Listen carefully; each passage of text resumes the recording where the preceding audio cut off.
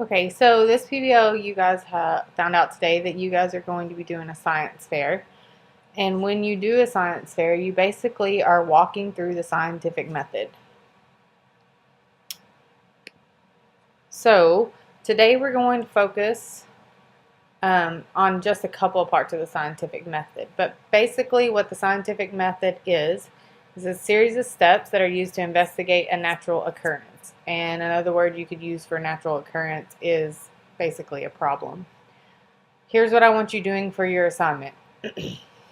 As I talk, I'm going to underline things, and those are the things you need to write down. Basically, for your at home today, you are going to take notes on the scientific method, and I'm going to walk you through that process because I know you guys are not used to taking notes. So, first thing I want you to write on your paper is your name, and then you can write scientific method.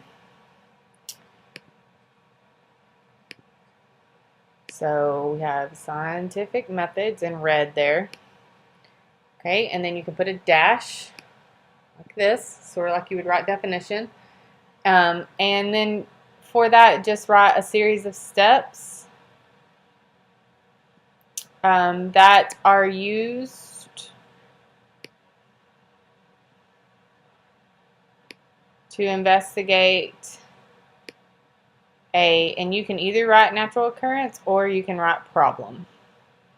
So basically the scientific method is a series of steps that's used to investigate a natural occurrence, something that occurs naturally, or a problem that you have. Now, if I'm going to keep going, but if you're not finished writing, I want you to pause the video and finish writing. And then when you get ready, you can start the video again. So like I said, we're going to look at a little bit closer at these steps and the terminology. We're only going to go through the first three today for your at home. So the first three parts, because basically on Friday you have a share out with the first three parts of the scientific method for your part for the PBL. So here are the parts. First thing for the scientific method is you have to have a problem. Once you have your problem, you do research and make observations. So you have a problem. We're not talking about like a problem like there's something going on and you have a problem. It's something that you want to find the answer to. It could also be a question. So maybe you want to know which type of paper towel absorbs the most. Your problem is you don't know which type of paper towel absorbs the most. Okay? So then we have our problem. Now, in order for it to work in the scientific method, it has to be testable. So ask yourself, can I test this? Could you test to see which type of paper towel absorbed the most water? Yes, you could. The next step is observation or research. So you will make observations about the types of paper towels, and I'm just going to use that as an example.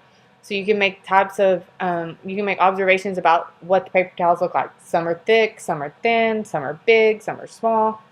And then you can also do research online to see if other people have done it and what their results were. You will then formulate a hypothesis. So those are the three things we're going to focus on today. You will then do the experiment, collect and analyze data. Collecting and analyze data includes charts and graphs. You'll write a conclusion and you'll communicate your results. But today we're only focusing on the first three. So in your notes, you just need to have the first three.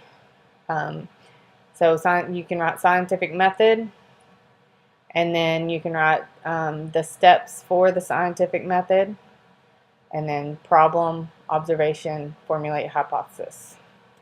Again, if you need to pause the video to write that, then now's the time to pause it. Write the three things I have checked off, and make sure when you write those three things that you understand those are the first three steps of the scientific method. So let's talk about the problem. Step one, you're going to develop a question or problem that can be solved through experimentation. So it has to be able to be solved.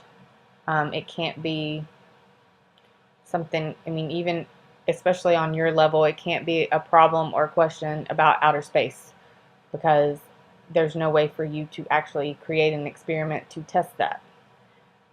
So it's got to be, think of everyday life. That's where your best science fair projects come from. Something that has to do with everyday life, a problem, either a problem that you see that you're going to experiment and try to fix, or a question that you have that you're going to experiment and try to answer. In your notes, just make sure that you have that a problem has to be solved through experimentation. So a problem has to be solved through experimentation. It can't just be a random problem that you can't test. It can't be a question that you can't test. Again, if you need to write that down, then you need to pause.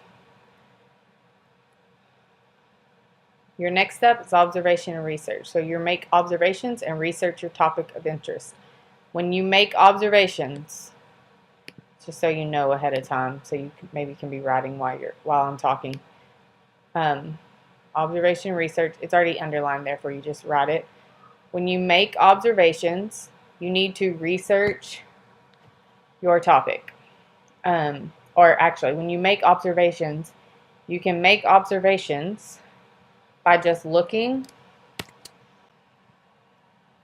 So when you make an observation, you can just look at things around you, just basically making observations, like finding the physical properties of whatever you're talking about. Those are observations. Seeing how things interact, those are observations. When you do the research, that's where you will look on the internet and find things about the problem or about the subject that you're talking about. So if you pause your video right now, you can make sure that you understand that there's a difference between observations and research. Observation is something you physically do. Research is something you look up and basically take someone else's word for something that's happened.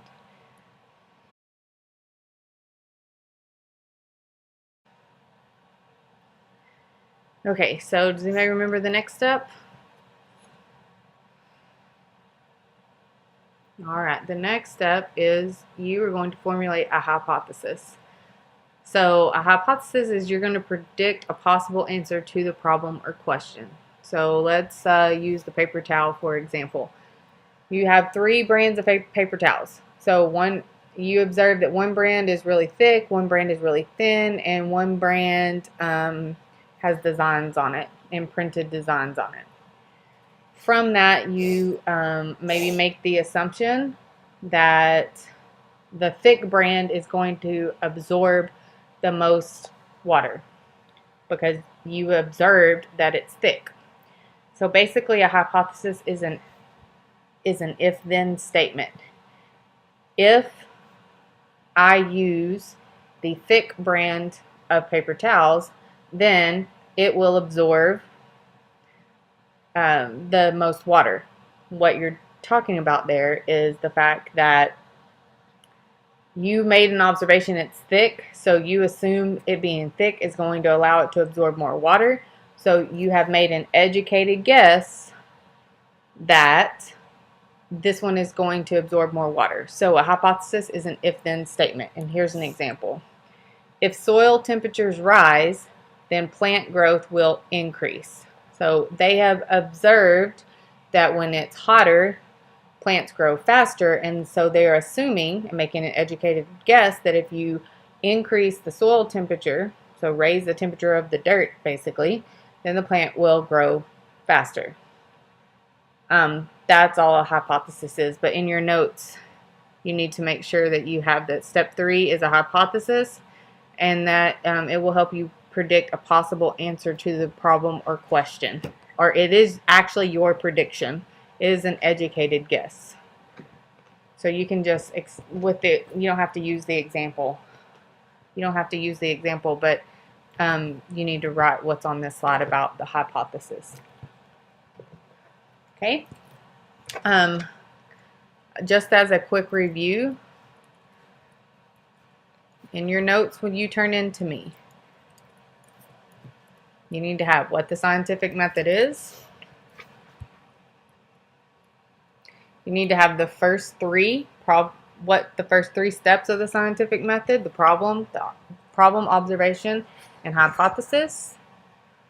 You need to have the definition for problem or question. You need to have the definition for observation or research. You need to have the definition for hypothesis. What you will do then is, if you wrote it on paper, you will take a picture of it and submit it on Edmodo. If you did it in your notes, then you will just submit either a screenshot, or you can copy and paste into Edmodo. If you wrote it on paper, you need to bring it to class tomorrow or keep it with you, so that if I cannot read it when you submit it as a picture, then you can turn it in to me.